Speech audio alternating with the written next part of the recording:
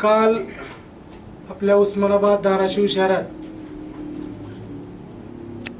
उद्धव बाळासाहेब ठाकरे या पक्षाचे पक्षप्रमुख सन्मान्य उद्धव साहेब यांची एक महासभा म्हणलं तर चुकीचं ठरणार नाही अशी एक जिवंत महासभा या उस्मानाबाद धाराशिव नगरीत झाली। त्या अनुषंगानं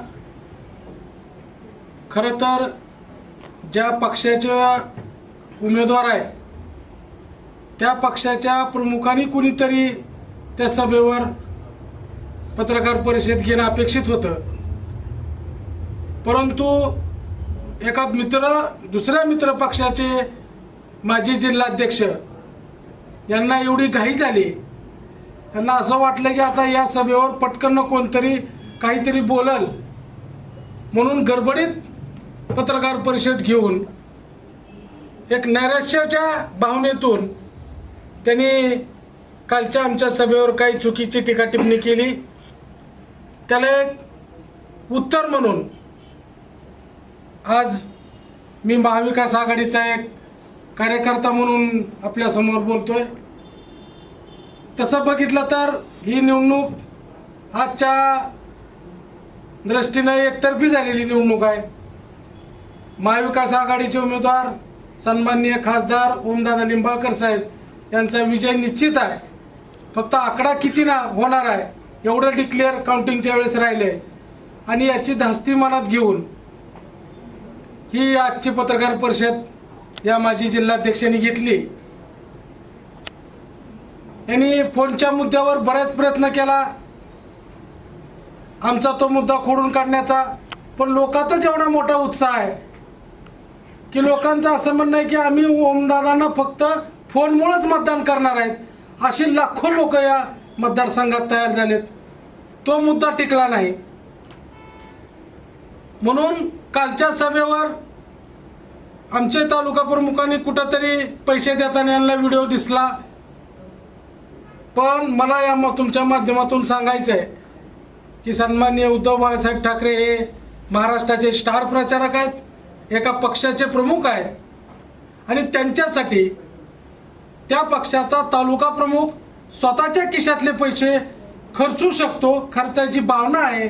त्या भावनेतून त्यांनी 4-2 10-5 गाड्याचं डिझेलची व्यवस्था केली असेल। त्याला एवढा मोठा ओहपोह करून की यांनी पैसे देऊन गाड्या आणल्या, पैसे देऊन माणसं आणल्या, अहो पैसे देऊन माणसं आणले, पैसे देऊन गाड्या आणल्या, हे तर 30 तारखेला तमाम उस्मानाबाद धाराशिव जिल्ह्याच्या लोकांनी बघितलंय।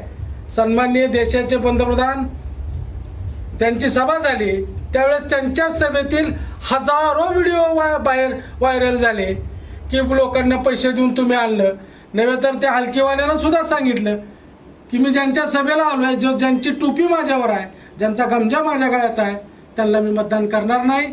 एक लोकनेत्याला ओमदादाला मी मतदान करणार आहे।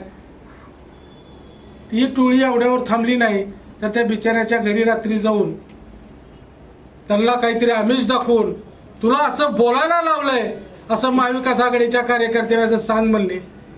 तो बिचारा बाबासाहेबांना दिलेल्या संविधानाचा अधिकार वापरून त्यानं सांगितलं की मला असं कोणी सांगितलं नाही, मी तुमची हाजरी घेतली तेवढी हलकी वाजविली, मी माझं मत बाबासाहेबांना दिलेल्या अधिकाराचं मत या बोटानं माझ्या विचारानं मी करणार आहे। एवढं मोठं उत्तर देऊन सुद्धा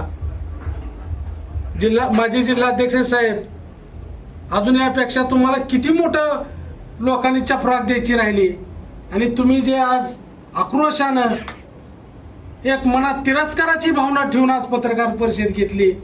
साहेब तुमच्या मित्र पक्षाचा उमेदवार तुम्ही, तुमची हार तुमच्या चेहऱ्यावर आज दिसत होती, कारण परमेश्वरानं एक देणगी दिलेली आहे माणसाला की जे ज्याच्या पोटात आहे त्याच्या मनात आहे ते चेहऱ्यावरची भावना तो लपवूच शकत नाही। भले तो कितीही भारी कपडे घालू द्या, भले कितीही भारी गाडीतून उतरू द्या, भले एखाद्या मोठ्या कितीही नेत्याची एखाद्या चाकरी म्हणलं तरी चुकीचं ठरणार नाही करू द्या, त्याच्या चेहऱ्यावरले भाव लपविणं शक्य नाही। ते भाव तुमच्या चेहऱ्यावर दिसत होते। ही निवडणूक सर्वसामान्यांनी सर्व हातात घेतलेली आहे आणि तुम्हाला इतकं फोनपेक्षा पुन्हा आता नंतर लोकांनी पैसे दिल्याने एवढं वाईट वाटलं. माझ्या छोट्या छोट्या माता भगिनींनी पैसे दिले, शेतकरी बांधवांनी पैसे दिले. लोकांची इच्छा आहे मत तर दादांना द्यायचं आहे, पण दादा अडचणीत कुठं असतील तर फुल नाही फुलाची पाकळी, माझ्या या कामात योगदान पाहिजे. जसा रामसेतू बांधला, तो रामसेतू एका रामाच्या निस्त्या मंत्रावर सुद्धा तयार होऊ शकला असता, पण रामाला ते करायचं नव्हतं.